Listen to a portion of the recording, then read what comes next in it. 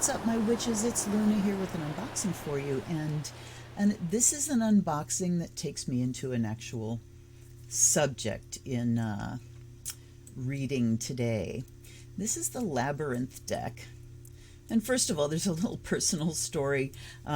My son came in to me before Christmas and said, "Do you have the Labyrinth deck in your collection?" And I said no, and I thought that it was a hint, because my son and my daughter both adore this movie.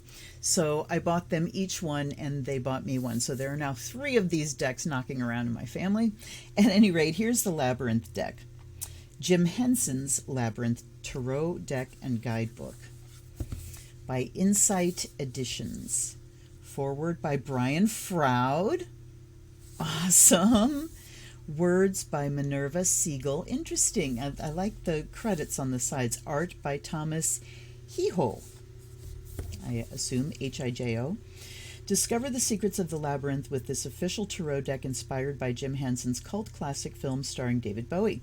Featuring Sarah, Jareth, Hoggle, and more as classic tarot characters and original illustrations, this deck also includes a foreword by Brian Froud, artist and production designer on the original film. Wow, does that ever make sense? Includes a fully illustrated 78-card deck and 128-page guidebook. The copyright here is the movie is 1986. I don't see the copyright for the deck on the outside. Let's get you zoomed in and jump on in here. Okay. Whoa, come on, land. There we are. So you see Jareth and Sarah. Did they say her name? No. Fair warning. While this movie has played many times in my household, I don't think I have ever actually watched it beginning to end, because if you're a parent and you have movies that your young children adore, it's the best time to get shit done. So you sit your kids down, turn on the movie, and they get engaged, and then you go, I'm going to go, do a thing. So I do not come to this deck well versed in the movie and the characters of Labyrinth.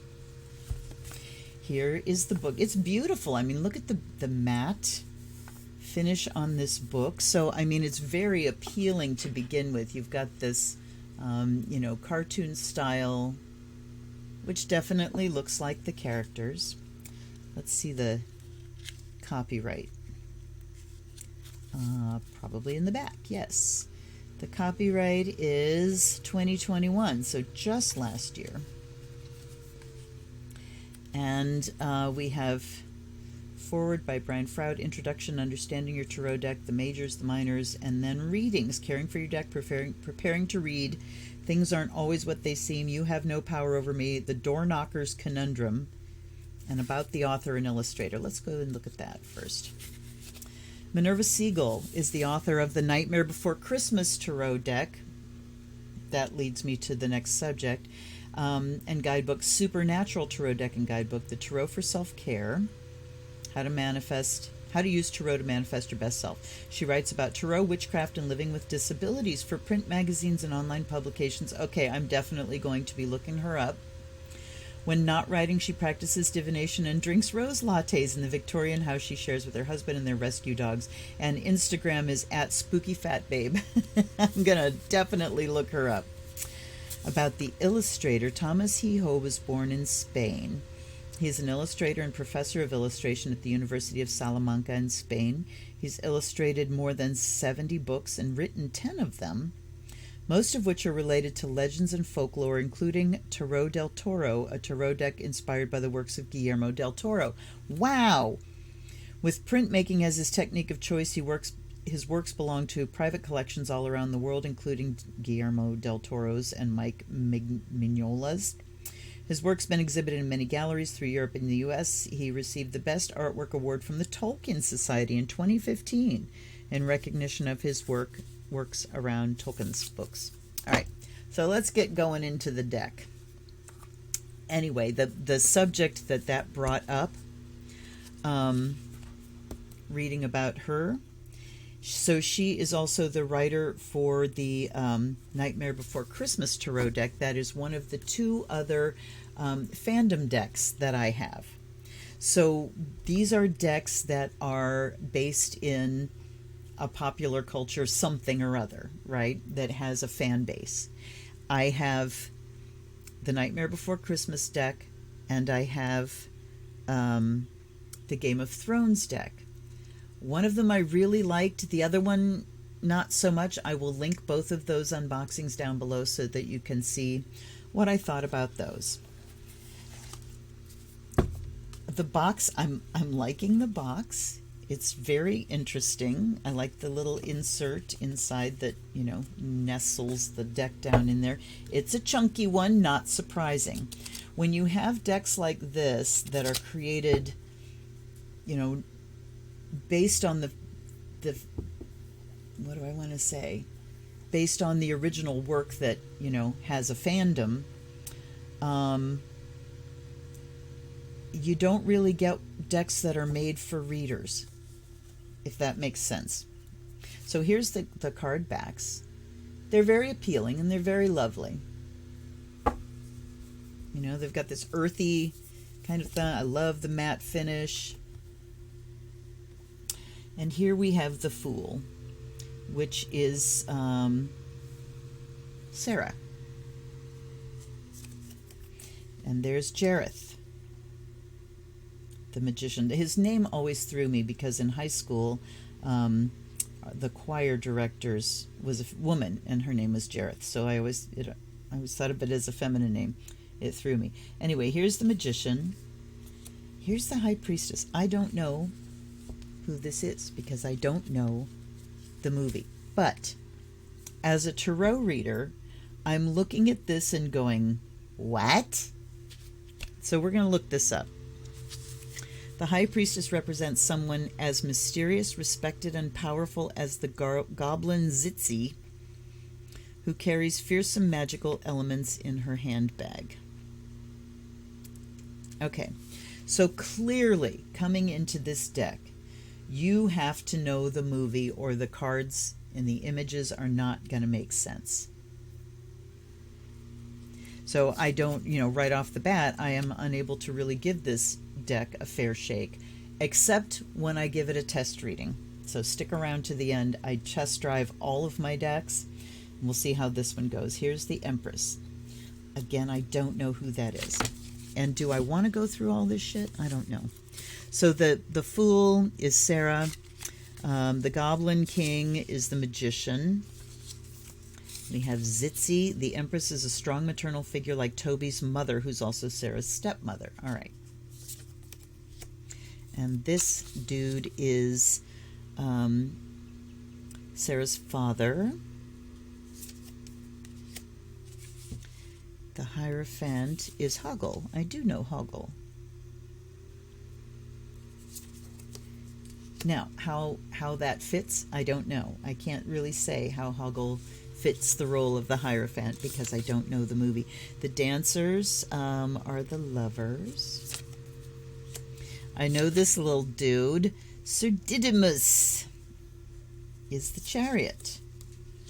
The Strength card is Humongous, the mechanical giant who guards Goblin City.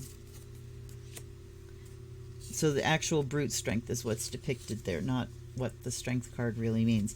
The Hermit is the wise man.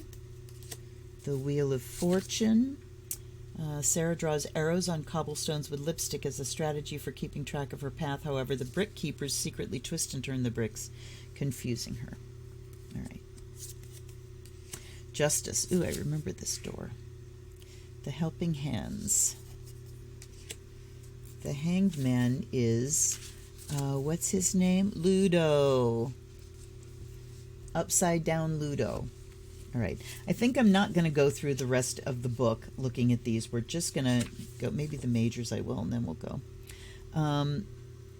The Goblin King Jareth is skilled in the art of transformation, which is the theme of fate. So this card, rather than being death, they named this one Fate. This card represents change, transition, and metamorphosis.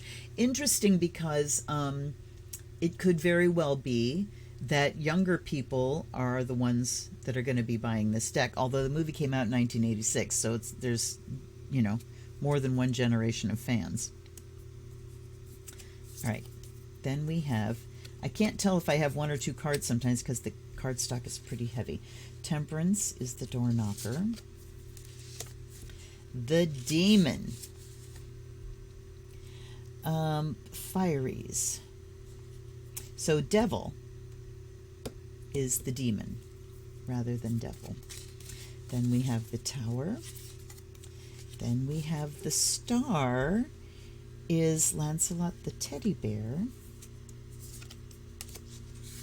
The moon, the peach that Jareth forces Hoggle to give Sarah is much more than a simple snack. One bite whisks her away to a dreamlike masked ball. Of course, it's an illusion. So there's the moon. All right. The sun is the baby Toby. Judgment, the door guards. And the world is the labyrinth itself. Okay. Now we get to see whether these cards are pip cards or, you know, how much work they actually did on the deck. Because I'm finding that, I think it was the Nightmare Before Christmas where the minors, some are pip cards and some are not. Which, it just felt like somebody made a half-assed effort and then just said, forget the rest, you know. So here we go. All right, so we start with the King of Poles. Obviously, this is wands. The King of Poles. The Queen of Poles. And they do have these characters named the Knight and the Page. Now, here we go. The Ace of Poles. The 2. So we do have pip cards. 3. All right, so I will step away from the book now. 3, 4, 5, 6, 7. So again, I think what we're seeing here is some serious opportunism. We've got, generations now, the younger generation, millennials, Gen X, Gen Z, are now fascinated with tarot, and somebody has said, ooh, these are the movies that are really popular with them. Let's make tarot decks. But we do the majors, however well they're done. Like I said, I'm not going to be able to judge until I read with this deck. But then we get to the minors, and it's like, just give them pip cards. It doesn't matter. They're not going to read with it anyway. So then we have the Suit of Junk, which, back to the book, what is this supposed to be? It just says Suit of Junk. This doesn't give us, hold on a minute. I'm going to go back to the introduction here, because I'm looking for where they tell us what these suits correspond to in traditional tarot.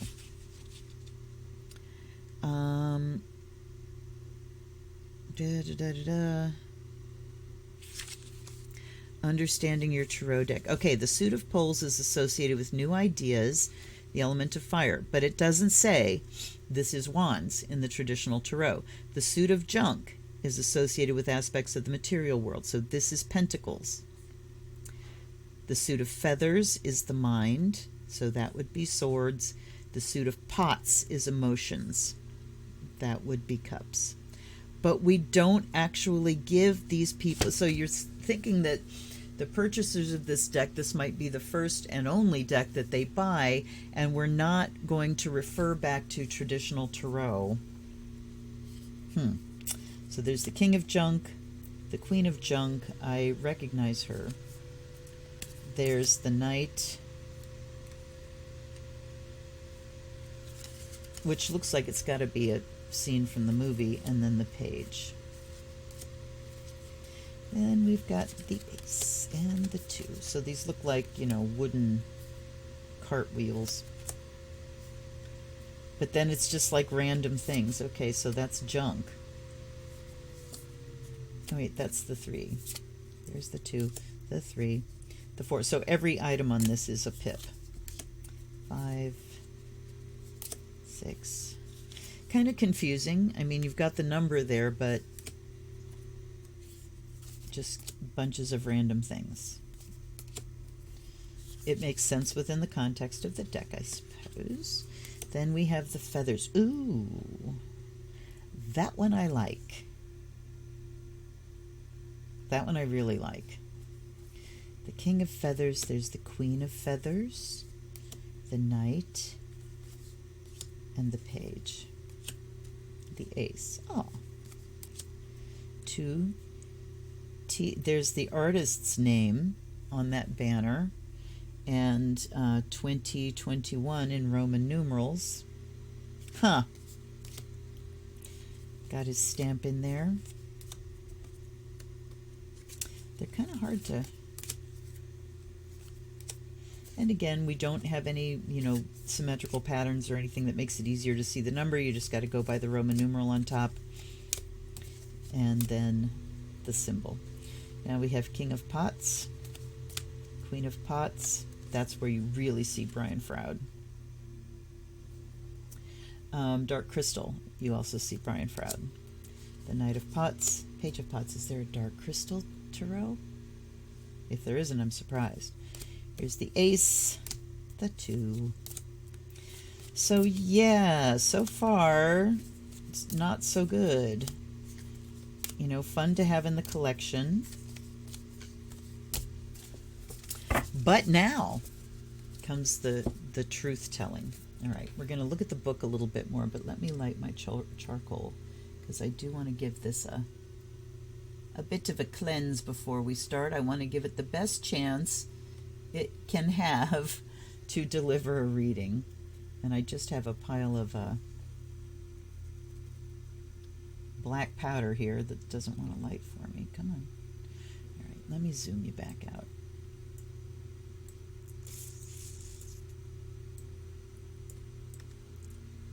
Whoops. I'm trying very hard to get my charcoal lit. Let's do it with a lighter.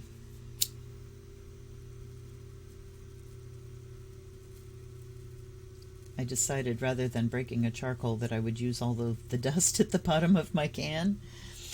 And it doesn't want to light too well. Oh well. What are we going to do?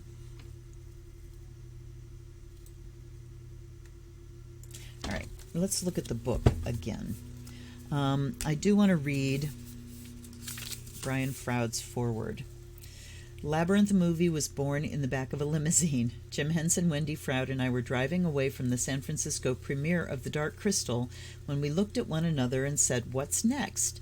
At first, our minds soared with images of flying mythological gods, but we soon descended to more earthbound inner world realms, and the vision of a human baby surrounded by fantastical goblin creatures emerged.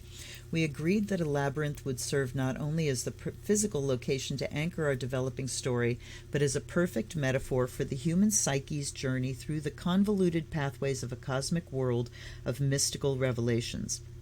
Well, that was the plan. Luckily, humor and a great sense of mischievous fun were added to the mix, resulting in Labyrinth. As I started to design the characters... We've got stuff popping everywhere over here, don't we? As I started to design the characters Sarah would encounter, I was aware that not only did they have to have the physical ability to express story, but they also needed to hold in their forms signs and symbols evoking an inner psychic world. See, now I want to go watch the movie. As each character reveals its secret to Sarah, good grief, she is given an insight into herself and the skills she'll need to negotiate a complex and mystifying realm. There's a shimmer of Alice in Wonderland laid over the surface of Labyrinth, but Sarah's journey is profound on many levels and takes the viewer on their own personal journey as well. This is also what the Labyrinth Tarot Deck and Guidebook does, leads the questioner on a personal pathway through the labyrinth and all the revelations, both expected and unexpected, that reside within. Jim Henson was a brilliant world builder. Brilliant, period. He created mindscapes that are deep and multifaceted, that live forever in our minds and hearts. It is no accident that the characters of Labyrinth inhabit the same dynamic as Tarot. Once they're liberated from the timeline of the movie's story, they're free to open the secret doors that reveal the meanings and connections of a magical universe. The genius of Tomas Iho's cards is that they are rooted in the tradition of the Rider-Waite deck. I might argue with that a bit, particularly the Pip cards. Yet they feel like they've been crafted by the goblins themselves, stained with the spirit of wry wisdom and incised with mordant humor. In this deck, the turn of a card is a turn in the Labyrinth, where quirky characters are wise and perceptive as well as deceptive and at times frustrating, but above all, suffused with the benign anarchy of Jim Henson's unique vision. So turn over a card and step onto the path the Labyrinth awaits you. All right. Yeah, I would not say this is based in Rider-Waite. I would not at all. You know, perhaps in meanings, but beside that, no. Nope, not at all. Hold on one second more.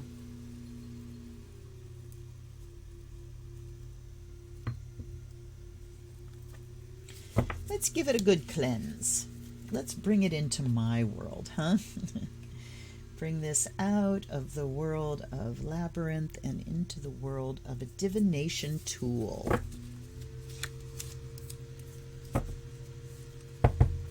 And I mean, the thing is, somebody creating a fandom deck has got to have a base in the tarot, or how can they choose? You know, so could be based in Rider-Waite for the creation of it, but as someone who knows Rider-Waite intimately, I'm not really seeing it. All right.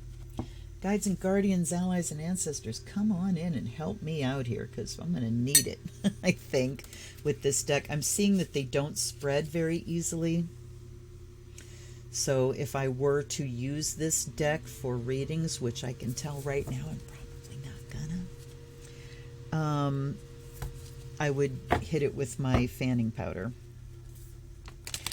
Oh, but there's a nice surprise. So even though they seem like they're a little bit heavier, and it is a thicker deck, do you see how thick it is? That's definitely chunkier than your basic tarot deck. And boy, when you put them back together, again, they don't want to slide against each other. But I really did not expect them to be that bendy. And you see how they don't want to slide? Okay. So materials, I would say whoever's making decks that matte, this is the cardstock you should be using, because so many matte decks have heavier cardstock. Don't know why. Yeah, hard. All right. So that tells me it's also going to be really difficult to cut shuffle. Yeah, it's cutting in chunks. So we're going to riffle shuffle it again a few times. You know, I do not fault anyone for cashing in on trends. You know, you get on with your bad self. But if you, I mean, why would you not just really know the trend that you're stepping into and how people use things, and choose materials that are going to not frustrate people? You know, choose materials that are going to leave people pleasantly surprised, like this one did, as far as how bendy they are. But then they let me down with the matte not wanting to slide against each other. Okay. One more. One more. We'll chunk them a couple more times, and then...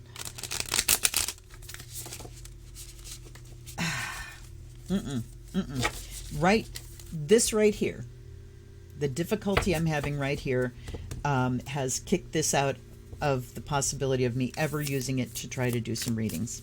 You know, unless it stuns me with shimmering accuracy and, you know, incredible psychic gifts, not going to be picking this deck. All right, so you know the question we always ask. Actually, let's go back to the book and look at the materials in the back. Caring for your deck. Most tarot readers agree that it's important to energetically cleanse your deck regularly, especially if you read tarot for other people. Cleansing it leaves you with a clean slate, blah, blah, blah, many methods. Passing it through the smoke of sacred herbs such as sage lavender or palo santo, placing it in the moonlight overnight. The light of the full moon is most powerful, but any moonlight will do the job. Or you can use crystals, selenite, black tourmaline. Okay. Preparing to read. Every good tarot reading begins with a question. You can ask the cards anything and everything. What needs to happen for this relationship to reach its full potential? How could I prepare for my big interview? How can I overcome all of Jareth's confounding obstacles to get through the labyrinth and reach Goblin City? Tarot can give you useful insight and advice about any situation, friendship, or relationship you find yourself in. Begin tarot readings by calming and clearing your mind. Meditate, take a relaxing bath, or close your eyes for a few moments. Breathe slowly and deeply. I mean, this is good advice. How to clean it, how to center yourself. So they are, tapping into some good stuff here.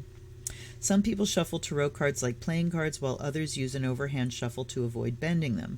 You can even spread them out on a large surface and rifle through them to choose your cards intuitively. Okay, so you can shuffle them like playing cards. Very difficult to overhand shuffle them, and very difficult to spread them. When your question's been asked and your cards have been shuffled, it's time to draw cards and lay them out in a tarot spread. And here we go. Things aren't always what they seem. We have card 1, the Masquerade, symbolizes what appears to be going on. It's the base card that shows your current perception of the situation.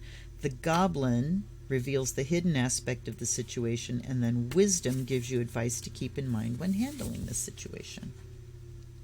Very simple 3-card. You have no power over me. I think I'm attracted to this one right now. This tarot spread is designed to show you how to step into your own power and overcome any obstacle that stands in your way. It provides insight into predicaments and offers advice on how to overcome them. Number 1 is the Castle, your ultimate goal. Number 2 is the Labyrinth. This card represents the obstacle or predicament standing in the way of your goal. 3 is your Strength, reveals your strength in the situation, the trait you'll need to embrace to overcome the obstacle. And Getting Through the Labyrinth is the 4th card that offers advice on how to overcome the obstacle to reach your goal. When you find yourself faced with a difficult decision, use this tarot spread to give you insight into the options. And then we have another 4-card. Sometimes we're presented with a tough choice. It can seem impossible to know which option to choose.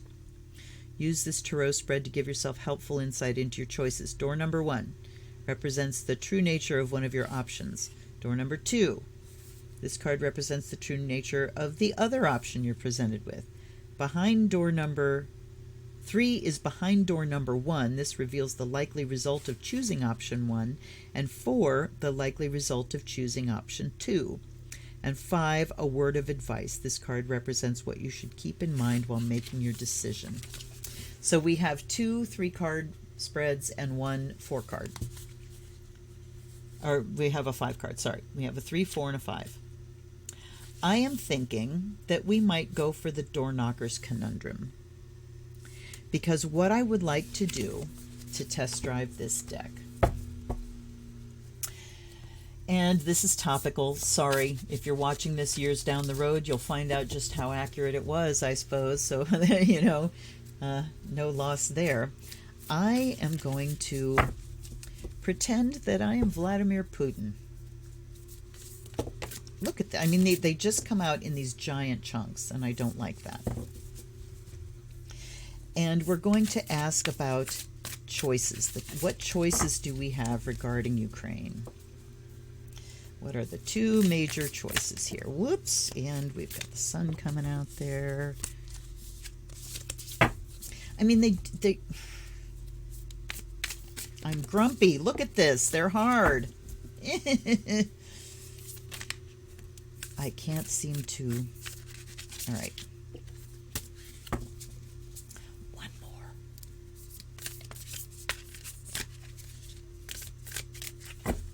That was a lot of work. All right. So we're going to have 1. That's 1 choice. 2. First choice, second choice. You know what? They're telling me I need to cut and pull so that we have the most chance of randomization, right? All right.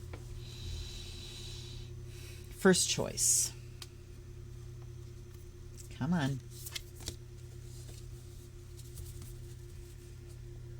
Second choice.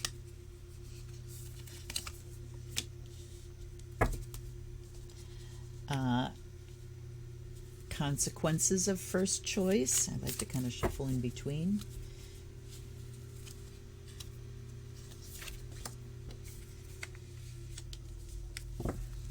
Consequences of second choice. This is the one that wanted to come. And then number 5 is advice.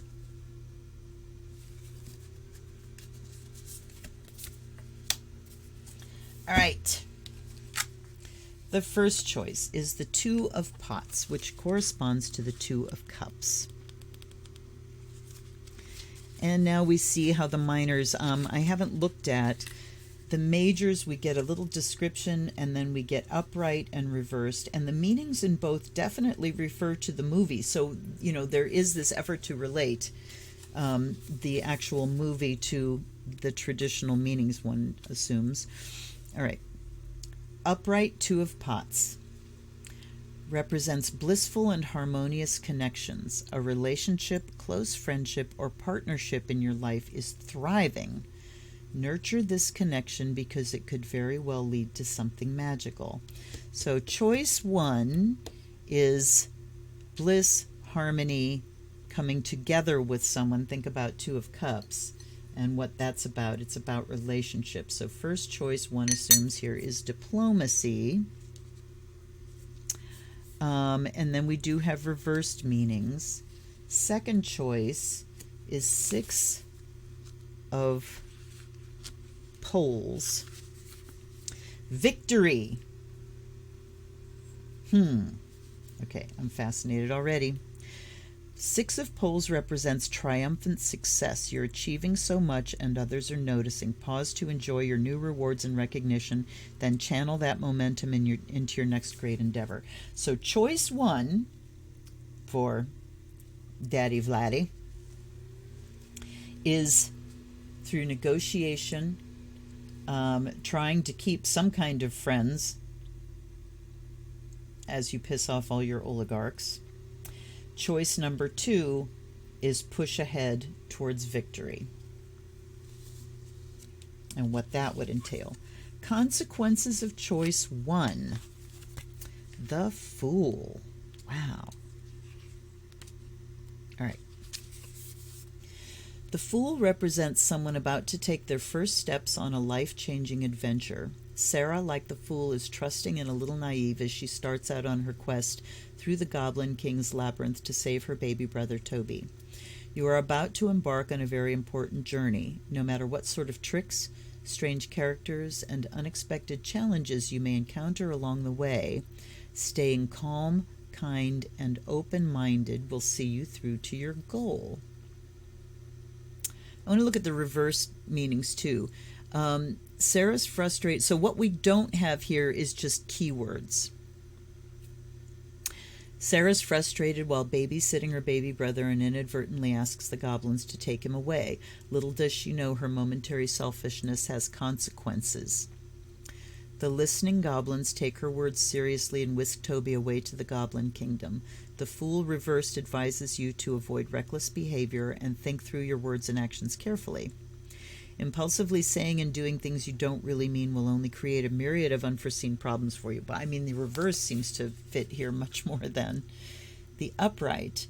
But it is saying that with the consequences of diplomacy here is that you stay calm. I mean, staying calm and open-minded. But what it doesn't do is really tell me what the Fool is about.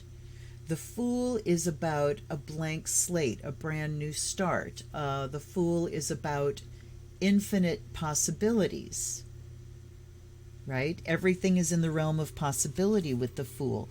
So, you know, but I have to know that myself because the book doesn't give me any clue what the actual traditional Fool is about. So, sorry, Brian, but this is not solidly based in Rider-Waite. Yeah, not. All right. Consequences of number 2, which is push on to victory. And we have another major here. Interesting. So either way, we have major consequences.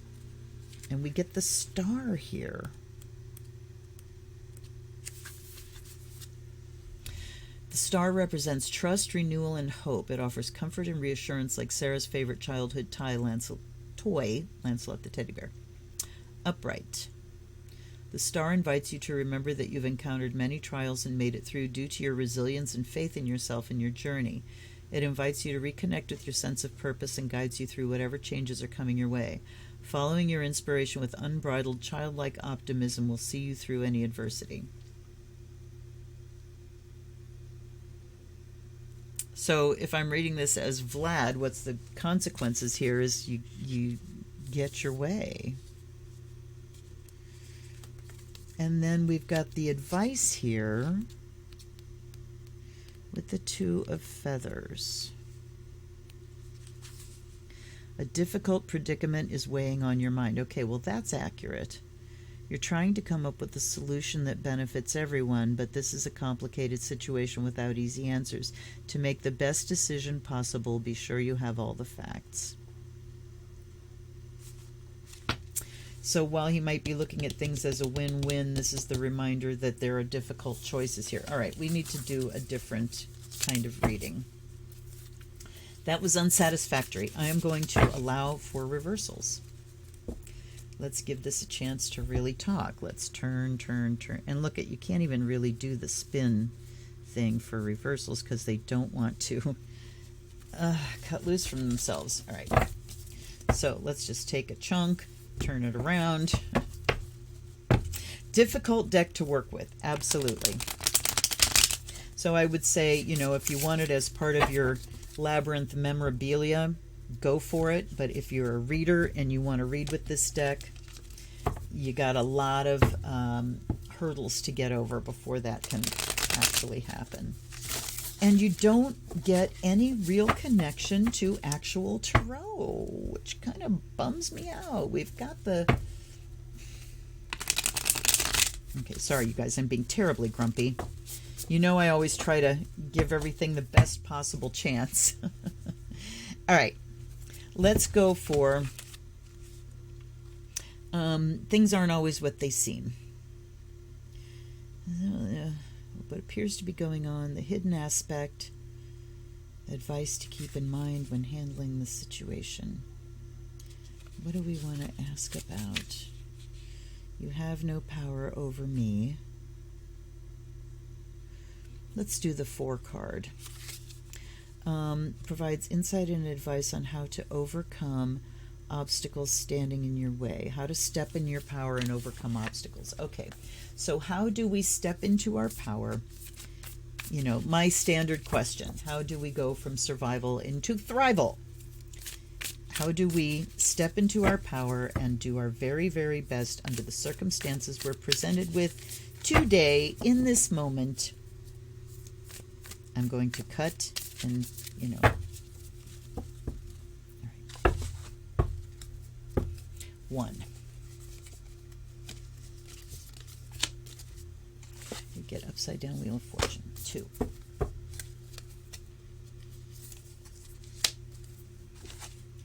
3. Your strength. And 4. All right. Okay, so we've got courts here. Good. So we get to see how those work. The first one is the castle. This card represents your ultimate goal, and we have the Wheel of Fortune reversed. Sarah draws arrows on cobblestones with lipstick. Okay, I read that before. The Wheel of Fortune represents twists of fate and the constant nature of change. As the brick keepers thwart her strategy for keeping track of her path through the labyrinth, Sarah feels frustrated and powerless. Reversed, the Wheel of Fortune represents that same helpless feeling. If life seems complicated and overwhelming right now, don't despair. You're more powerful than you think you are. Remember this and your luck will change. Right, that's a lovely meaning. Keeping things on the positive side. But our ultimate goal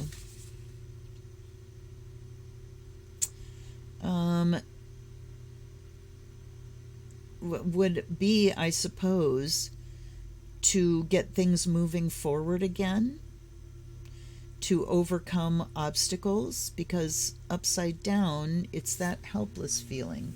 So the goal would be to try to remedy this helpless feeling. You know, it's weird. You have to manipulate the meaning to make it actually fit if you're doing reversals. Second one.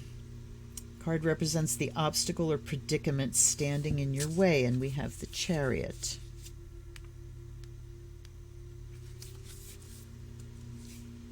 And this did come up upright. Although, you know, what's standing in your way is obstacles, like with the Celtic cross, when you do, you know, the querent and then you have a crossing card, the crossing card is usually read as reversed because we're talking about an obstacle. Like Sir Didymus charging forward astride his trusty steed Ambrosius, the Chariot represents momentum, movement, and bravely taking charge. So this feeling of helplessness, and this was an obstacle, right? Obstacle or predicament. Interestingly, it seems like, so we've got this helpless feeling, but rather than an obstacle, we've got the Chariot. Well, let's read it reversed.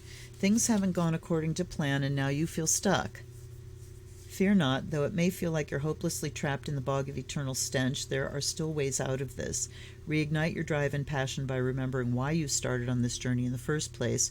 This will give you optimism you need to get the situation back on track. Interestingly, they're almost reading opposite. It makes more sense that this is like the problem, you know, rather than the goal. The problem is things aren't moving forward. I feel stuck, and the remedy would be the Chariot. Time to take decisive action. Square your shoulders, steady your nerves, charge forward. Be bold and courageous. You'll achieve what you've set out to accomplish. So the cards are not really fitting with the categories of the reading of the spread. All right, and now we get to see, this card reveals your strength, and it's the Page of Pots. Oh, wait, poles. Pots are at the end. Okay. Page of Pots is a creative, curious, inexperienced creature who aspires to greatness. While the page still has a lot to learn, they're idealistic, hopeful, and determined to do their part to make a meaningful impact on the world. Sometimes this card can symbolize the beginning of a romantic relationship or of a great new friendship. So this is the Page of Cups. Your strength in this situation is to remain curious and creative, idealistic and hopeful and determined.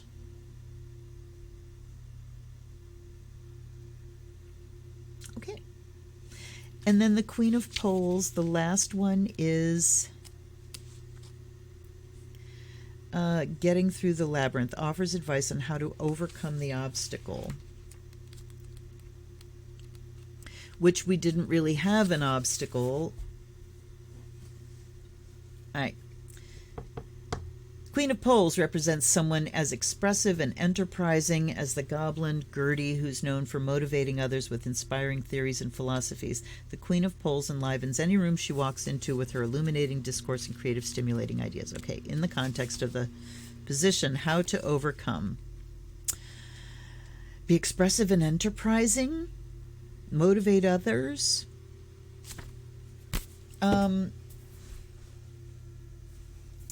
If you've been watching my channel for the last couple of years, you know I can wring a reading out of it just about anything, but this deck is really thwarting me. I don't like it. I don't like it. And this is the problem with fandom decks. So this is a deck that is more about the fandom than the deck. I would love to see, you know, I know that there are decks that are certainly about, you know, they are really solidly based in tarot, and then we go to the fandom and say, what can I find in this fandom that will fit what I know about the tarot, staying grounded in the actual divination tool, but this ain't one of them. And fandom decks in general, I think, are just that. It's about collecting, it's about being a fan, and I guess if you go in not expecting much beyond that, the fewer expectations you have, the less chance you're going to be disappointed. And I'm reminding myself of that because I understand there is a Buffy deck in the works. I say that with fear and trepidation because I am an uber Buffy fan, and I hold it close to my heart, and I really hope that it has been handed over to somebody that knows what the fuck they're doing. I also found out today that there was a deck called the Slayer's Tarot that was also based on Buffy and written by Rachel Pollack. Haven't been able to find it out of print, if it ever was printed. But anyhow, this is, if you're a big fan of Labyrinth and you want this for your memorabilia and, fan collection, go for it. If you are a reader that dug Labyrinth and thought, ooh, this might be a fun combo, not so much. Not so much of a reading deck. Oy. All right. I hope that you got something from that. I cannot heartily recommend this deck as something to get if you're a reader. So let me know what you think. Are you a big fan of the Labyrinth? Would you be inclined to buy this deck? And what would you do with it if you got it? Anyhow, thanks so much for clicking that button and hanging out with me. Hit subscribe if you haven't already, and also hit the like button if you found this valuable. I will see you again on Wednesday nights for collective readings and on some prayer circles and unboxings and whatnot. And I thank you for coming along with me on this journey. Till I see you next time, take care, you guys. This is Luna. Blessed be.